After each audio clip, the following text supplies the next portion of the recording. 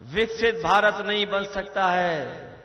जहां किसान दुखी है, वहीं हमारे ये नौजवान जानते होंगे जितने यहां पर सभा में आए हैं, इन नौजवानों का भविष्य भारतीय जनता पार्टी ने अंधकार में डाल दिया है। ये नौजवान नौकरी और रोजगार चाहते थे, इन्हें नौकरी और रोजगार नहीं दिया। बीजेपी की वो झूठी बात और वादे झूठे याद है नौजवानों को, जो बीजेपी ने कहा था कि 2 करोड़ साल में नौकरी देंगे। दिल्ली वालों ने अगर कहा कि 2 करोड़ नौकरी देंगे, तो यूपी वालों ने सब परीक्षाओं के पेपर लीक करा दिए। बताओ, यूपी वाले जो बैठे हैं लखनऊ में, नौजवानों, सब पेपर लीक हो गए कि नहीं हो गए? जितनी परीक्षाएं हुई सब पेपर लीक हो गए। ये इस सरकार में पता नहीं कहां लीकेज है, सब कुछ लीक हो रहा है वहां पे, सब पेपर लीक हो गए। और मैं आप नौजवानों से और पत्रकार साथियों से वो गणित बता करके जा रहा हूं, कई सभाओं में कहा, फिर कहता हूं कि बीजेपी की सरकार ने 60 लाख बच्चों का भविष्य, 60 लाख नौजवानों की उम्मीद पे पानी फेर दिया। और केवल अगर हम हिसाब लगाएं, 60 लाख नौजवान और उनके मां बाप का वोट, अगर हम 3 का गुणा कर दें 60 लाख में, तो बनता है 1 करोड़ 80 लाख। और अगर 1 करोड़ 80 लाख का भाग दे देंगे 80 लोकसभाओं से, तो हर लोकसभा में बीजेपी का 2,25,000 वोट कम हो गया। बताओ पत्रकार साथियों, गणित ठीक है कि नहीं ठीक है? अगर 2,25,000 वोट कम हो गया, तो बताओ भरपाई कहां से करेंगे? नौजवानों, केवल आपकी नौकरी नहीं छीनी इन्होंने, आपका 1/3 जीवन बर्बाद कर दिया, या 1/3 जीवन आपका बर्बाद कर दिया। सोचिए, आपका 1/3 जीवन इन्होंने बर्बाद कर दिया और एक कदम और आगे जा रहे हैं। हमारा नौजवान तैयारी करता था फौज की भर्ती के लिए, दिन रात मेहनत करता था, दौड़ता था, दौड़ लगा करके ट्रेनिंग करता था। लेकिन देखिए आप फौज की भर्ती को क्या कर दिया, अग्निवीर की भर्ती। ये 4 साल की नौकरी कर दी। नौजवान अगर फौज में वर्दी पहन करके देश की रक्षा करने जाना चाहेगा, तो 4 साल की नौकरी कर दी। हम अपने नौजवानों से कह करके जा रहे हैं, ये अग्निवीर वाली व्यवस्था हम लोग कभी स्वीकार नहीं कर सकते, क्योंकि अग्निवीर व्यवस्था में न पेंशन है, न सुविधाएं हैं, न ही आपका कोई सम्मान है, न कोई आपको विशेष लाभ देती है सरकार। इसलिए अग्निवीर कभी स्वीकार नहीं कर सकते हैं। हमने अपनी कई सभाओं में कहा कि हमारे ये खाकी वाले भाई लोग हैं, कभी कभी नाराज हो जाते हैं, डंडा दिखाने लगते हैं। अभी तो फौज की नौकरी 4 साल की हुई है, बीजेपी वाले दोबारा आ गए, तो ये खाकी वाले जो पहने घूम रहे हैं, इनकी भी 3 साल की नौकरी कर देंगे वो। बताओ, किसी को पता था कि फौज की नौकरी 4 साल की हो जाएगी?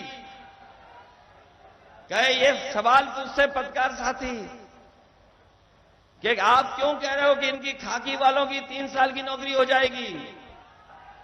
ये दूसरी वाली ड्रेस भी दिखाई दे रही, इनकी भी 3 साल की नौकरी हो जाएगी। मैंने कहा कि बताओ, अग्निवीर किसी को पता था क्या? किसी को पता नहीं था कि अग्निवीर व्यवस्था लागू हो जाएगी। 4 साल की नौकरी कर दी। बताओ, किसी को पता था कि नोटबंदी हो जाएगी? इसीलिए हो सकता है सरकार कोई भी फैसला ले ले, इसलिए सावधान रहिए। मतदान के साथ साथ आपको सावधान भी रहना पड़ेगा। क्योंकि जिन लोगों ने मन की बात की है उन्होंने कभी संविधान की बात नहीं की। जो मन की बात करते हैं वो संविधान की बात नहीं करते। हम लोग संविधान की बात कर करके संविधान को भी बचाना चाहते हैं। ये समुद्र मंथन की तरह कभी समुद्र मंथन हुआ था, ये समुद्र मंथन की तरह संविधान मंथन का चुनाव है। संविधान मंथन का चुनाव है। एक तरफ वो लोग हैं जो संविधान को हटाना चाहते हैं, संविधान को खत्म करना चाहते हैं। हम लोग वो लोग हैं, इंडिया गठबंधन समाजवादी लोग, जो संविधान की रक्षा करना चाहते हैं। बताओ आप लोग संविधान की रक्षा करना चाहते हो कि नहीं चाहते? ये एक तरफ संविधान के रक्षक लोग और दूसरी तरफ संविधान के भक्षक लोग हैं। जो लोग कहते थे कि उनकी डबल इंजन की सरकार है, इनके बड़े बड़े होर्डिंग देखे आपने? अब होर्डिंग से एक इंजन गायब है। जो बड़े बड़े होर्डिंग लगे हैं उससे एक इंजन गायब है। और दिल्ली वाले जिनके लिए वोट मांग रहे हैं उनको वो भी होर्डिंग से गायब हैं। जो पार्टी पहले ही गायब कर दे और जब जनता वोट डालेगी तो जो अकेली फोटो होर्डिंग में दिख रही है वो भी गायब हो जाएगी। और आपको याद होगा कि समाजवादियों ने बहुत काम कर करके दिखाया था। समाजवादियों ने जब भी मौका मिला सरकार में रहने का, चाहे सड़क हो, पुल हो, बिजली का इंतजाम हो, हम तो जानते हैं कि आपके विधायक बहुत तेज तर्रार हैं, सबसे ज्यादा सब स्टेशन बनवाए होंगे। और न केवल यहां, आसपास भी सबसे ज्यादा सब स्टेशन बने, सड़कें बनी, अस्पताल का इंतजाम हुआ, इलाज का इंतजाम हुआ, एम्बुलेंस भी चलाई समाजवादियों ने। बीजेपी के लोगों ने एम्बुलेंस खराब कर दी। बताओ एम्बुलेंस खराब हो गई कि नहीं हो गई? ये 100 नंबर वाली गाड़ी पुलिस को दी थी जो फोन करने पर आपकी मदद के लिए पहुंच जाए। ये 100 नंबर का 112 कर दिया। और जब से सरकार ने नंबर बढ़ा दिया तो हमारी पुलिस को भी लग रहा है कि उन्हें भी वसूली बढ़ा देनी चाहिए।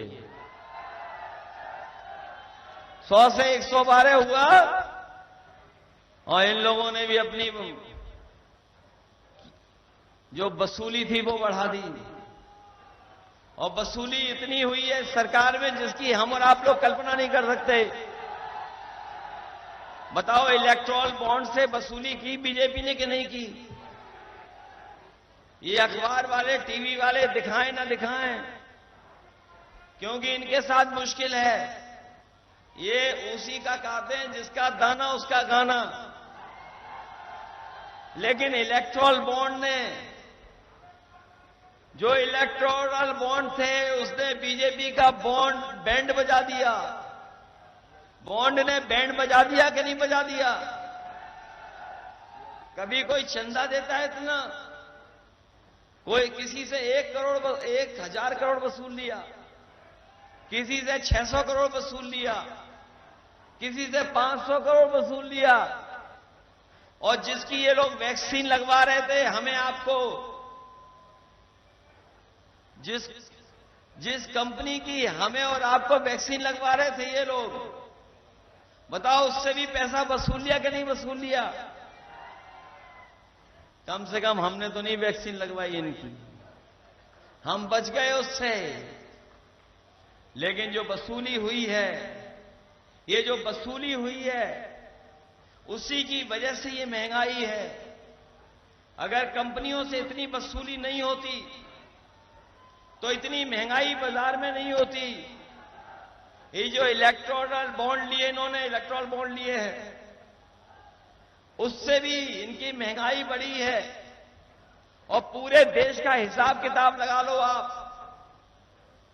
अगर पूरे देश का हिसाब किताब लगाओगे तो जितने भी भ्रष्टाचारी लोग हैं, जितने भी अपराधी हैं, सब भारतीय जनता पार्टी की गोदाम में चले गए हैं।